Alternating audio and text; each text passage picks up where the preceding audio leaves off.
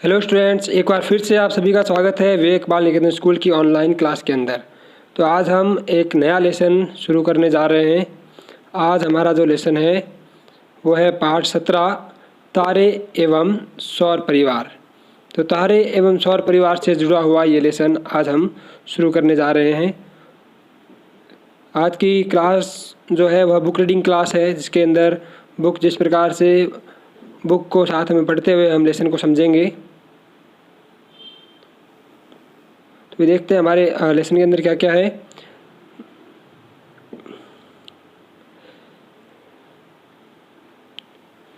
तो क्या हुआ, गर्मियों की छुट्टियों में पहेली तथा बूझो अपने दादा दादी के गांव गए और रात्रि का भोजन करने के पश्चात वे घर की छत पर गए। और उस दिन क्या था, आकाश स्वच्छ था और आकाश में बादल नहीं थे और आकाश में अत्यधिक संख्या में चमकीले हुए जो तारे हैं वह देखकर आश्चर्यचकित हो उठे। वह क्या थे, बहुत सी सारे चमकीले तारे थे। उन तारों को देख करके वो बहुत ज़्यादा आश्चर्य उठे। उन्होंने अपने शहर में ऐसा सुंदर दृश्य कभी नहीं देखा था। तो फिर इसने एग्जाम्पल के थ्रू क्या समझाया है कि भाई बूझो और पहेली एक बार अपने छुट्टियों में कहीं गए थे, ठीक है। और वो क्योंकि गांव था तो वहाँ लाइटें इतनी थी नहीं। ये देखिए बूझो और पहेली जो है ये हमें यहाँ पे दिख रहे हैं और बहुत सारे तारे भी दिख रहे हैं, है ना। तो उन्होंने रात को सोते समय क्या देखा कि बहुत सारे तारे हैं। तो उन्होंने अपने शहर में इतने सारे तारे नहीं देखे थे, क्योंकि शहर में रोशनी बहुत ज़्यादा होती है तो तारों की रोशनी छुप जाती है, ठीक है। तो ये सारे जितने भी तारे हैं, मैं आप लोगों को बता दें कि जितने भी ये जो तारे हैं वो सारे के सारे क्या थे, इनको हम खगोलीय पिंड कह सकते हैं, ठीक है।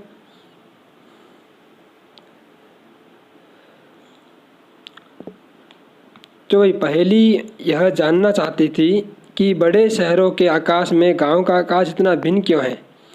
और उसके दादाजी ने यह स्पष्ट किया कि चमकीले प्रकाश, धुएं तथा धूल के कारण बड़े शहरों में स्वच्छ आकाश जो विरले का मतलब खाली, क्योंकि भाई शहर के अंदर क्या था, शहर के अंदर धूल के कारण, धुआं, ये सारी चीज़ें, इसलिए वहाँ पे इतना साफ जो आकाश है वह नहीं दिखाई दे रहा था। उन्होंने रात्रि के आकाश में कुछ आकाशीय पिंडों की पहचान कर उनसे संबंधित कहानियाँ सुनाई। अब आकाशीय पिंड ही कह सकते हैं हम इन तारों को।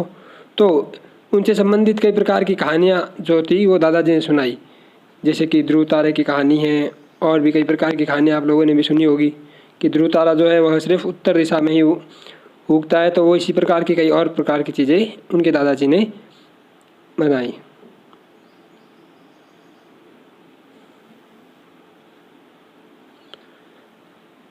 तो इस प्रकार से बूझो और पहेली दोनों इतने सारे जो थे तारों के बारे में जानकारी प्राप्त कर रहे थे दादाजी से, ठीक है। अब हम जिस ग्रह पर रहते हैं वो क्या है, पृथ्वी। तो वह भी एक प्रकार का खगोलीय पिंड है। उसके बारे में भी हम अभी आगे पढ़ेंगे यहाँ इस लेसन में। देखिए मुख्यतः इस लेसन में क्या बताया गया है, तारे और सौर परिवार में मुख्यतः हमारे सौर मंडल के बारे में बताया जाएगा। सौर परिवार यानी हमारा सौर मंडल। हमारे सौर मंडल में क्या क्या चीज़ें हैं, सूर्य है और कई प्रकार के ग्रह हैं जिसके अंदर पृथ्वी भी शामिल है, वो सारी चीज़ें। तो भाई रात्रि के आकाश का अवलोकन करना चित्ताकर्षक हो सकता है जहाँ वातावरण स्वच्छ हो तथा चमकीला प्रकाश न हो। भाई जहाँ ज़्यादा प्रकाश नहीं हो वहाँ हम रात्रि के आराम से उसको तारों को, बहुत सारे तारों को देख पाएंगे। किसी स्वच्छ अंधेरी रात्रि में आकाश की ओर दृष्टि डालिए, आपको समस्त आकाश में बिंदुओं के समान असंख्य तारे दिखाई देंगे। तो अगर हम आकाश में देखते तो कई सारे तारे हमें दिखाई देते हैं, जिनमें कुछ बहुत चमकीले, कुछ अपेक्षाकृत मंद और सावधानीपूर्वक इनका प्रेक्षण हम कर सकते हैं।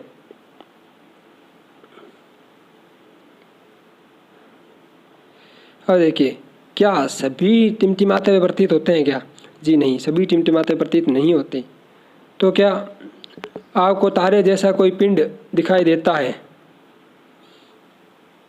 जो टिमटिमा नहीं रहा हो, जो उसे पिंड टिमटिमाते नहीं दिखते, वे ग्रह हैं।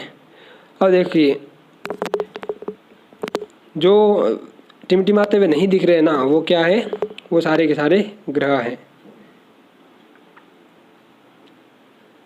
तो रात्रि के आकाश में सबसे अधिक प्रदीप्त पिंड चंद्रमा है। भाई सबसे ज़्यादा हमें रात में सबसे बड़ा सबसे ज़्यादा कौन सा चीज़ दिखाई देती है? वो चंद्रमा है। तारे, ग्रह, चंद्रमा तथा आकाश के बहुत से अन्य पिंड जो हैं वह क्या कहलाते हैं? खगोलीय पिंड कहलाते हैं। तो इन सभी को हम खगोलीय पिंड कह सकते हैं। ठीक है, तो खगोलीय पिंड कहलाते हैं ये जितने भी आकाश के अंदर ये चीज़ें हैं, चाहे वो तारा हो, ग्रह हो, चंद्रमा हो, सारे के सारे खगोलीय पिंड कहलाते हैं। ठीक है, तो याद रखिए खगोलीय पिंड।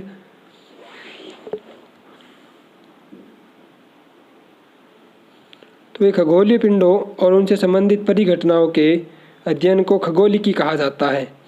यानी कि खगोलीय पिंडों का जो अध्ययन किया जाता है उसे खगोलिकी अध्ययन कहा जाता है। जो खगोलीय पिंडों का अध्ययन करते हैं जिसमें सौर मंडल और कई सारी चीज़ें आती है, वो सारी चीज़ें वो खगोलिकी कहते हैं उसको। ठीक है, फिर प्राचीन भारत में भी, भाई प्राचीन भारत में हमारे पूर्वजों ने आकाश का सुव्यवस्थित रूप से अध्ययन किया। फिर पहले के लोगों ने भी कहा है आकाश का काफ़ी अच्छे से अध्ययन किया हुआ था। उस काल में खगोलिकी का उनका ज्ञान उन्नत था और सूर्य, तारा, चंद्रमा और ग्रहों की गति के संबंध में उनका ज्ञान सही है और कैलेंडर और पंचांग सर्जित करने में सहायक रहा है। जैसे कि हम देखते हैं पंचांग तो कैलेंडर है वो उसके हिसाब से ही ग्रह नक्षत्र को देख के ही बनाया हुआ है।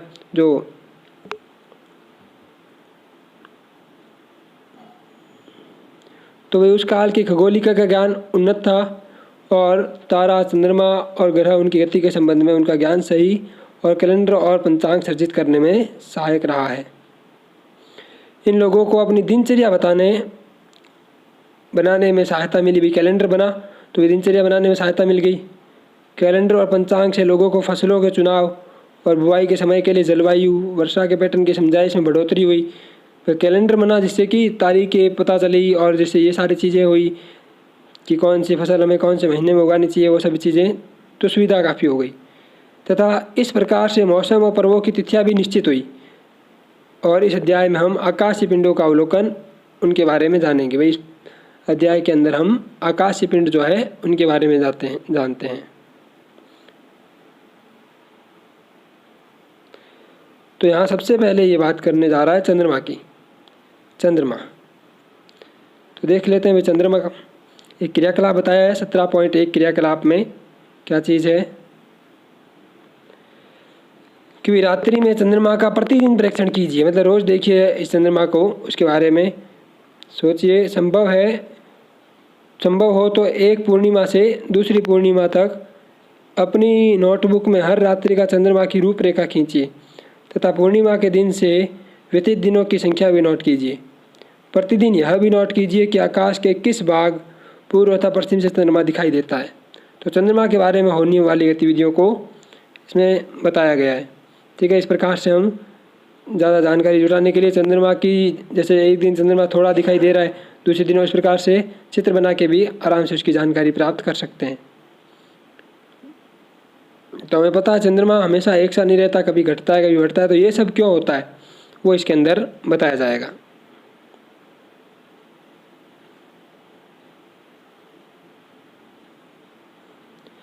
भाई क्या चंद्रमा की आकृति में प्रतिदिन परिवर्तन होता है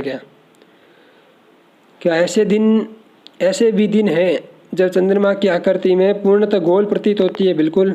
और वो दिन कौन सा होता है? जब चंद्रमा पूरा गोल है, वो होता है पूर्णिमा। क्या ऐसे भी दिन हैं जब स्वच्छ आकाश में होने पर भी चंद्रमा को नहीं देखा जा सकता?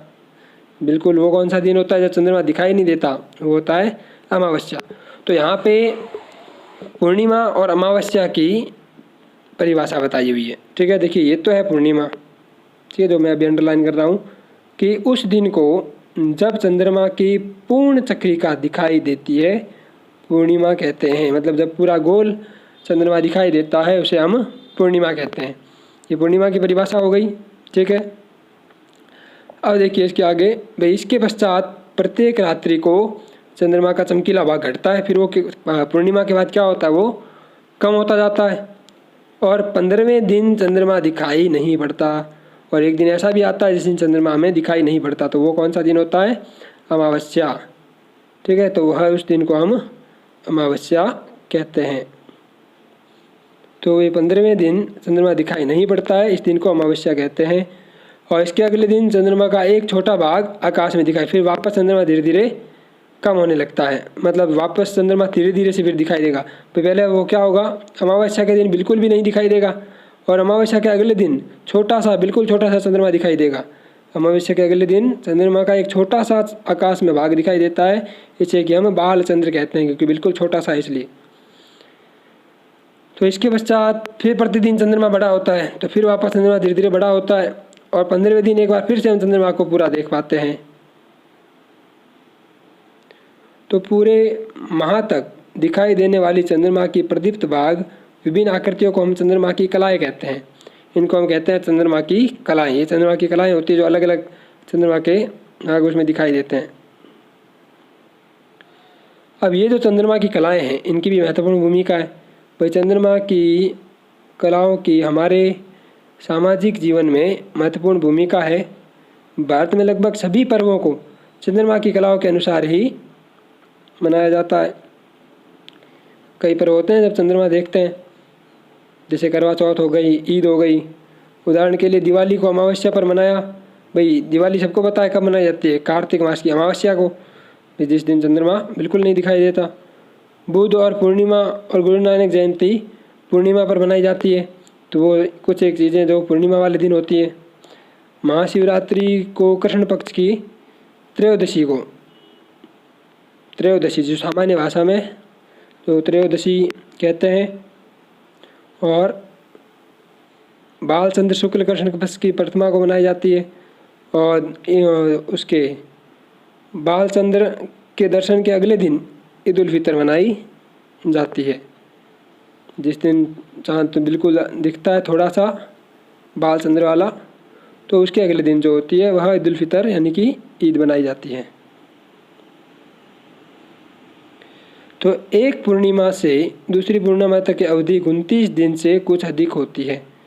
बहुत से कैलेंडरों में इस अवधि को एक माह कहते हैं, तो भाई इसी को हम एक महीना कहते हैं।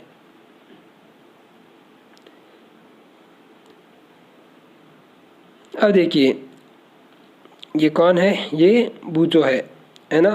तो बूझो के मन में एक सवाल आता है। क्या सवाल आता है?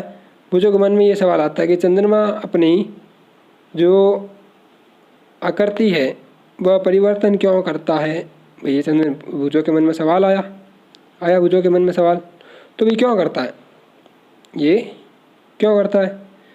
क्योंकि होता क्या है भाई, हमें पता है कि चंद्रमा जो है वह पृथ्वी का चक्कर लगा रहा है, ठीक है। और जब पृथ्वी का चक्कर लगाते हुए अब क्या होता है, पृथ्वी की छाया उसके ऊपर पड़ती है, जिसकी वजह से पृथ्वी की छाया वाला जो भाग है चंद्रमा का वो हमें दिखाई नहीं देता। और जैसे जैसे वो आगे बढ़ता है छाया कम होती है तो धीरे धीरे दिखाई देने लगता है। तो ये अब आप सभी को पता चल गया होगा कि भाई चंद्रमा अपनी आकृति क्यों परिवर्तन करता है। यही इसमें आगे बता रखा है जो अभी मैंने बताया आपको। तो आइए यह जानने का प्रयास करें कि चंद्रमा की कलाएं क्यों दिखाई देती है। अध्याय 16 में आपने यह पढ़ा है कि चंद्रमा सूर्य तथा अन्य तारों की भांति अपना प्रकाश उत्पन्न नहीं करता है। तो भाई एक चीज़ बता देते हैं यहाँ पे आपको कि चंद्रमा जो होता है वह अपने खुद का प्रकाश उत्पन्न नहीं करता है। हमें चंद्रमा इसीलिए दिखाई देता है क्योंकि वह अपने पर पड़ने वाले प्रकाश को हमारी ओर परावर्तित कर देता है। भाई चंद्रमा के ऊपर जो प्रकाश पड़ता है ना, वह उस प्रकाश को क्या करता है, रिफ्लेक्शन हमारी तरफ परावर्तित कर देता है, इसीलिए चंद्रमा दिखाई देता है। भाई सूर्य के प्रकाश को हमारी ओर परावर्तित करता है, इसीलिए चंद्रमा दिखाई देता है। हम चंद्रमा के उसी भाग को देख पाते हैं जिस भाग से सूर्य का परावर्तित प्रकाश हम तक पहुंचता है।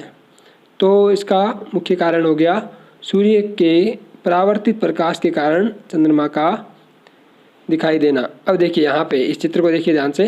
इस चित्र में क्या हो रहा है, इस चित्र में एक सूर्य है, ठीक है। ये क्या है, ये सूर्य है, ये सूर्य है पूरा, है ना।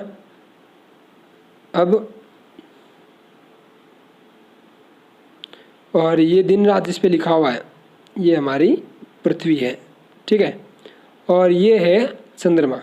अब होता क्या है कि भाई सूर्य की जो किरणें हैं वो चंद्रमा पे गिरती है और चंद्रमा क्या करता है उन किरणों को परावर्तन, तो वह परावर्तन के द्वारा हमारी पृथ्वी तक पहुंचती है। तो वह उन किरणों को परावर्तित करने के कारण हमें वह अब दिखाई देता है। ठीक है, और जितने भाग के ऊपर वह गिरेगा उतना भाग हमें चंद्रमा का दिखाई देगा, परावर्तक पृष्ठ जो होगा। तो इसका मेन कारण हो गया ये। ठीक है, कि भाई सूर्य के परावर्तन प्रकाश के कारण हमें जो चंद्रमा है वह दिखाई देता है। अब चलते हैं आगे। यहाँ पे एक क्रियाकलाप बता रखा है, इसी चीज़ को समझने के लिए क्रियाकलाप बता रखा है। ठीक है, क्या क्रियाकलाप बताया हुआ है कि एक बड़ी गेंद अथवा घड़ा लीजिए और इसके आधे भाग को सफ़ेद और आगे भाग को काला कर दीजिए। फिर आधा सफ़ेद आधा काला कर देंगे।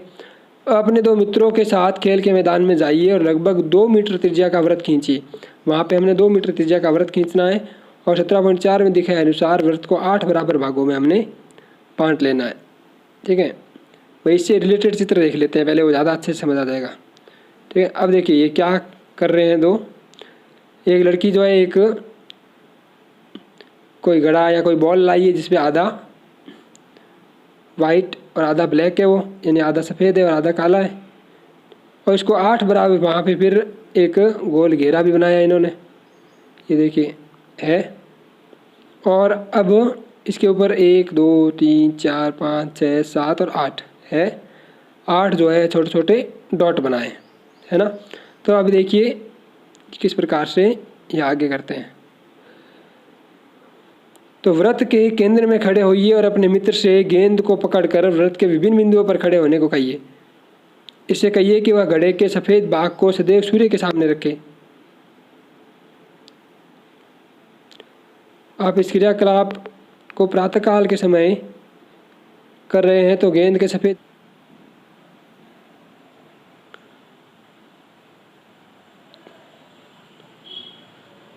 और अगर यदि आप इस क्रियाकलाप को सायंकाल के समय कर रहे हैं तो गेंद सफ़ेद भाग पश्चिम की ओर होना चाहिए, क्योंकि भाई उस समय सूर्य पश्चिम की ओर होता है, इतना तो हमें भी पता है ना। तो जिस दिशा में सूरज हो उस दिशा में हमें रखना है। प्रत्येक प्रकरण में सफ़ेद तथा काले भागों को विभाजित करने वाली रेखा ऊर्ध्वाधर होनी चाहिए, मतलब सीधी खड़ी होनी चाहिए। ठीक है, और वृत्त के केंद्र में खड़े रहकर गेंद के सफ़ेद दृश्य के भाग का परीक्षण कीजिए तथा उसकी आकृति अपनी नोटबुक में नोट कीजिए और इन आकृतियों की तुलना चित्र 17.5 में दिखाई उसकी कलाओं से कीजिए तो हमें बिल्कुल वैसी ही दिखेगी। और देखिए इसको एक बार समझ लेते हैं कि ये कहना क्या चाहता है ना। हमारी बुक हमसे कहना क्या चाहती है कि सबसे पहले तो एक हमें बॉल लेनी है, ठीक है, और उसको आधा भाग सफ़ेद आधा भाग काला करना है।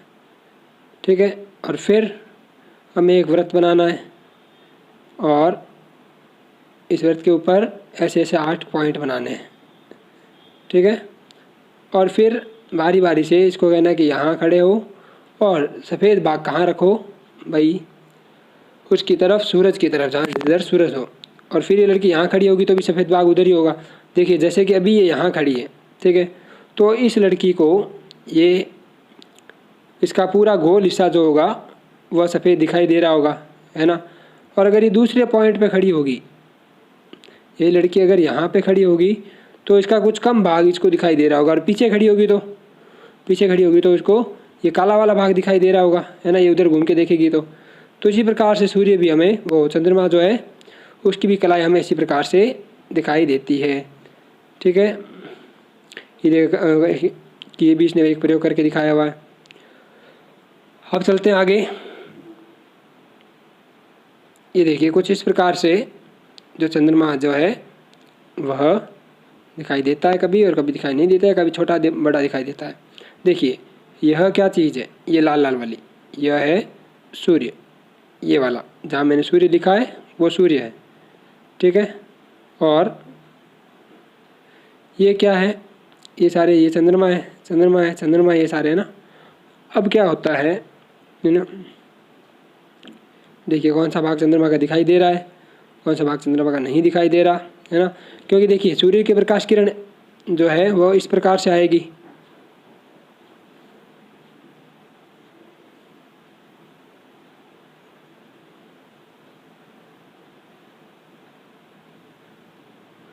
तो सूर्य के प्रकाश की जो किरण है वह कैसे आ रही है, ऐसे आ रही है।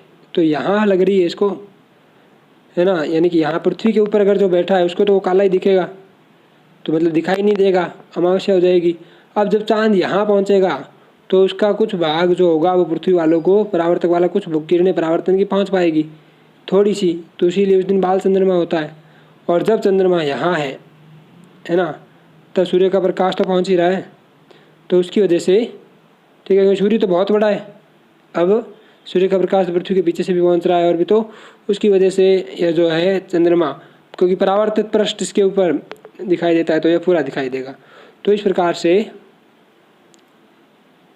चंद्रमाएँ जो होती है वो अपनी अलग अलग कलाएँ दिखाता है।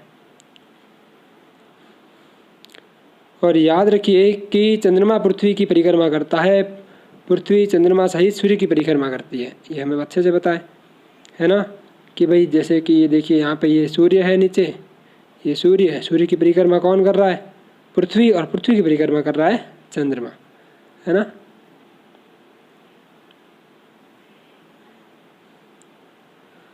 तो क्या अब आप पूर्णिमा तथा अमावस्या के दिन सूर्य, चंद्रमा तथा पृथ्वी की सापेक्ष स्थितियों का अनुमान लगा सकते हैं। इनकी स्थितियों को अपनी नोटबुक में आरेखित बिल्कुल, कि कब कौन कहाँ पर होना चाहिए।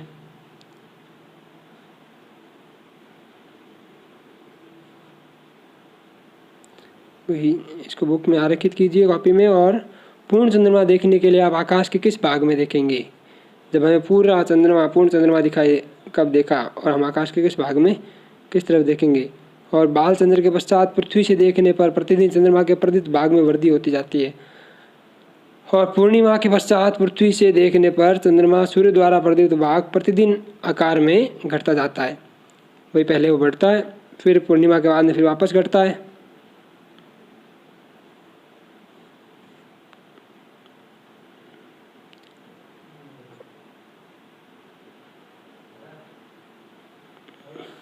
फिर देखिए इस प्रकार से